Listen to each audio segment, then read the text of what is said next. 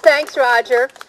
Normally at this time, you know that we've been giving out plants to you, so you could take a plant home and you could continue growing something during the fall and winter months. We decided to do something different this year. So this year we have a vegetable brush to give you, so you can take it home and you can scrub the dirt off those vegetables that you grow in your garden. So I'm going to call the groups up one by one, and if their leader would come with them, we have a vegetable brush to give to each youth. And assisting me here is Margaret Cover. Margaret will be taking the leadership of the program when I retire on Friday, so she'll be the one working with you next year. I just want to say a special word of thanks to everyone that's cooperated with us through the years in doing the 4-H program and doing our garden program. Without all the great cooperation we've had, no way would we have been able to do what we do. Okay, let's start out. I think Friendship House is the first group on my list. So, Miss Gail, and I failed to mention Miss Gail earlier. Miss Gail and Michelle, you bring your youth up to get their vegetable brushes. And then lining up behind that will be the kids from Kingman Garden.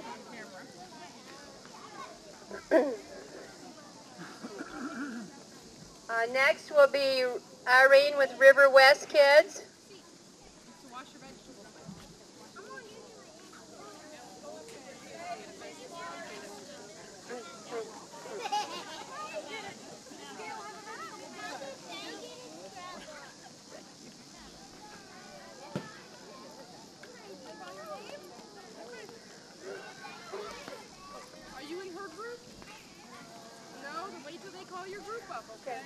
Is anyone left from Southside Mission, or did they all leave? All left? Okay.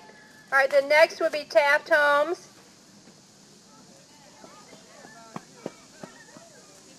And then Treewind Park, which is Families United for Christ.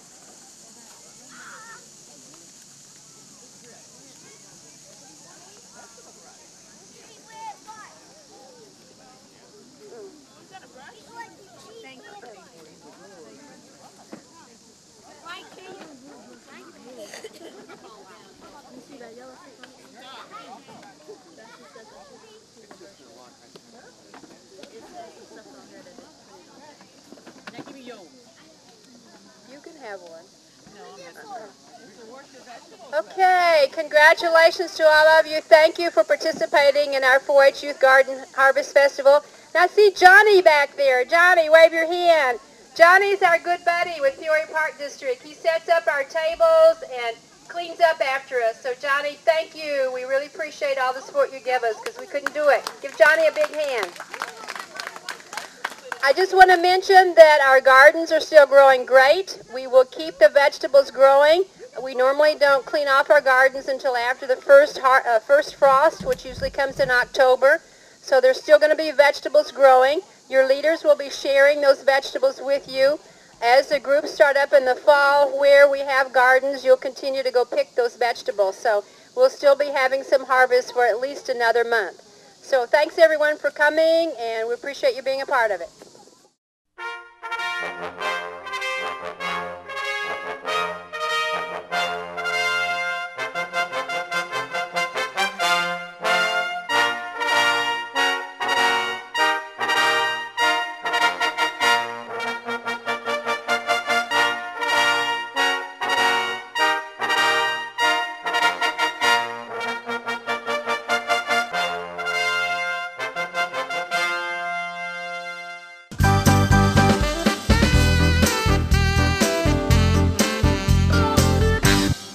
Well, this is just an extension of last week's camp at the Peoria Civic Center.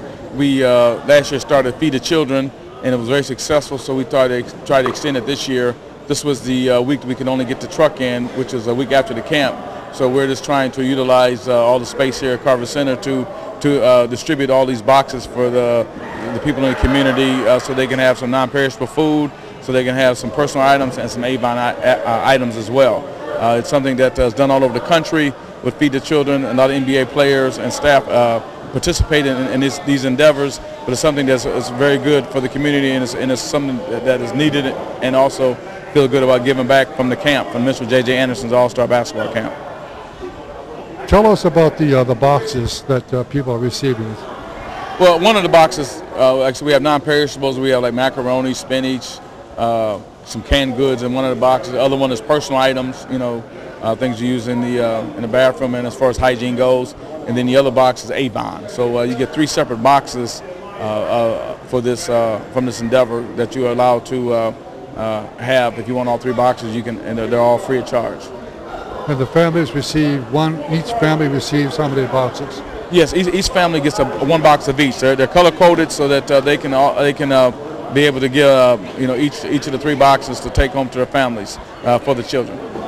And this is all. Who donated all these boxes? Well, it's not really donated. The camp pays for it. There's a cost involved, of course, but it's a very reasonable cost. It's a lot of money, but it's a reasonable cost to be able to feed 400 families, which sometimes equivocates to about 1,000 to 1,200 actual people that will get fed by these boxes that are behind us.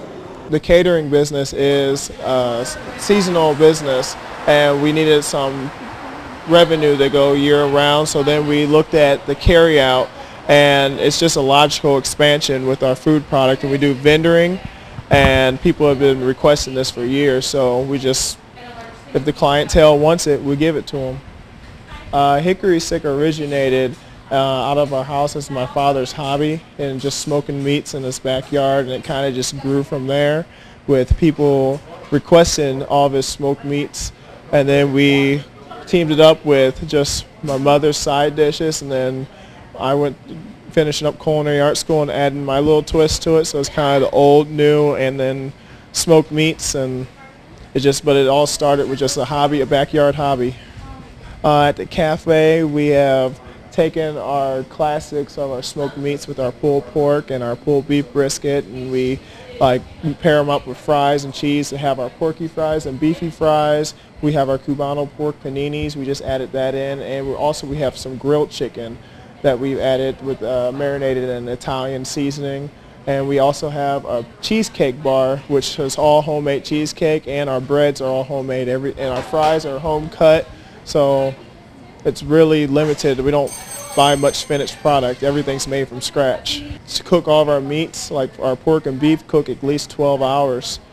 And then other places, they might use liquid smoke. We use actual wood. We use the hickory in our cooking. As you can smell the air in here right now, the hickory smoke is coming through. And even down to our bread, we hand roll it out in the back, and we have a proofer oven and a whole entire bake shop. So it's just a little extra, we go the extra mile.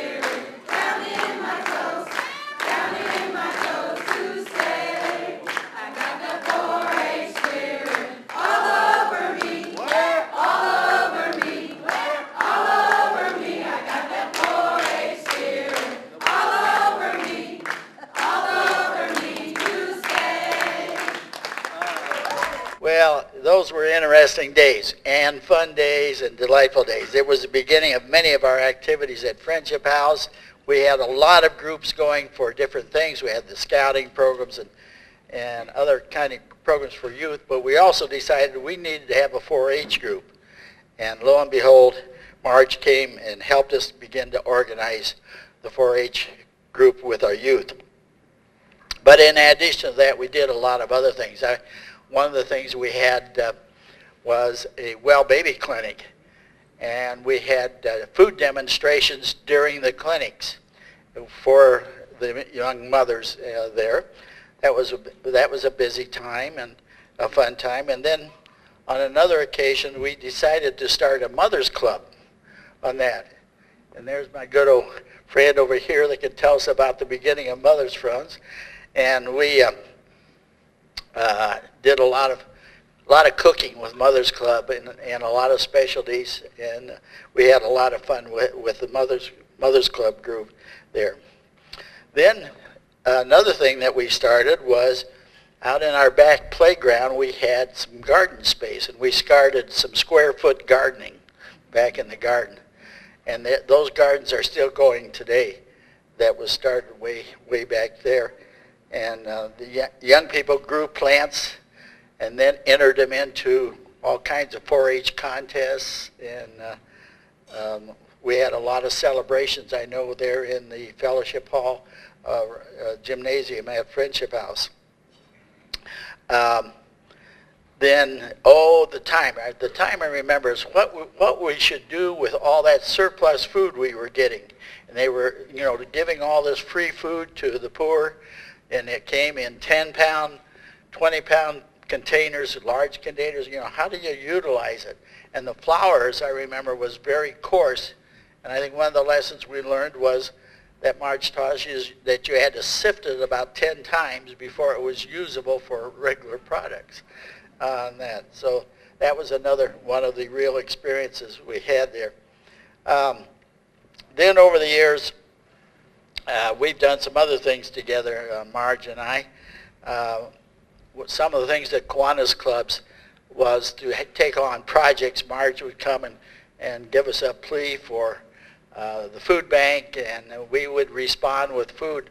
I remember one time we loaded up her trunk of her car after a meeting that we had where we gathered all the food in. And I didn't think that car was going to get out of the parking lot. The trunk was so heavy. And I was just hoping that she made it home without breaking down an axle on the thing. Then we also pitched in, and we had a lot of our Kiwanis members help drive with the youth that were picking up on door-to-door steps. And so we did a lot of work recruiting over the years with our young people to help us out. And so through the years, we've done a lot in that organization. I remember, the Mothers Clubs, when we first started, they came in with one-pot meals with a little stove, and they did a lot of food demonstrations with a very minimum of equipment. Then there was also the time that Marge came to the First Baptist Church and talked to the prime timers, our seniors, about meals for aging, and so we're involved with that.